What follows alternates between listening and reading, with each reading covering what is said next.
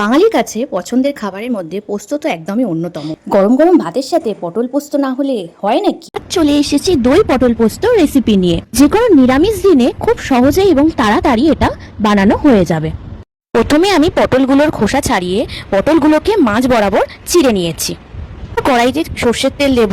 তেলটা গরম হয়ে গেলে কেটে রাখা পটলগুলোকে আমি আস্তে আস্তে কড়াইয়ের মধ্যে দিয়ে দেব। পটলগুলোকে সব কড়াইয়ের মধ্যে দিয়ে দিয়ে আমি ওর মধ্যে দেবো একটুখানি নুন আর একটু হলুদ গুঁড়ো দিয়ে পটলগুলোকে আমি ভাজতে দেব। অন্যদিকে আমি মিক্সারের মধ্যে দিয়ে দেব বেশ কিছুটা পরিমাণ পোস্ত, অল্প সর্ষে, বেশ কিছুটা দই আর 4টে কাঁচা লঙ্কা দিয়ে আমি ভালো করে পেস্ট করে নেব। এদিকে আমার পটলগুলো হালকা লাল লাল ভাজা হয়ে গেছে, তো আমি পটলগুলোকে তুলে নেব। ওই তেলের মধ্যেই আমি দিয়ে দেব কালো জিরে আর শুকনো লঙ্কা ফোড়ন। তারপর ওই তেলের মধ্যেই আমি ওই পেস্ট করে রাখা মশলাটাকে আমি কড়াইয়ের মধ্যে দিয়ে দেব। তারপর হলুদ গুঁড়ো, কাশ্মীরি লঙ্কার গুঁড়ো দিয়ে মশলাটাকে 5 মিনিটের জন্য কষতে দেব।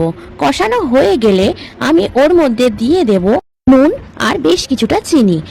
যেহেতু দই দিয়েছি সেই কারণে চিনি একটু দিতেই হবে।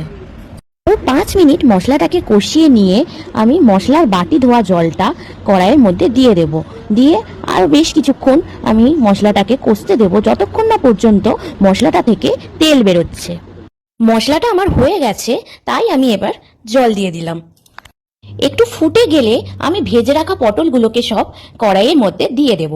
দিয়ে আমি মিডিয়াম ফ্লেমে রেখে গ্যাসটাকে কিছুক্ষণের জন্য ঢেকে রাখবো। বেশ কিছুক্ষণ ঢেকে রাখার পর দেখো আমার এদিকে দই পটল পোস্ত পুরো রেডি হয়ে গেছে। গরম ভাত বা রুটির সাথে খেয়ে দেখো, খুব ভালো লাগবে। বা নিরামিষ দিনেও বানিয়ে নিতে পারো, একদম জমে যাবে। আবার দেখা হবে নতুন কোনো রেসিপি নিয়ে। ভালো লাগলে লাইক কমেন্ট করে দিও আর চ্যানেলটা সাবস্ক্রাইব করতে কিন্তু ভুলো না।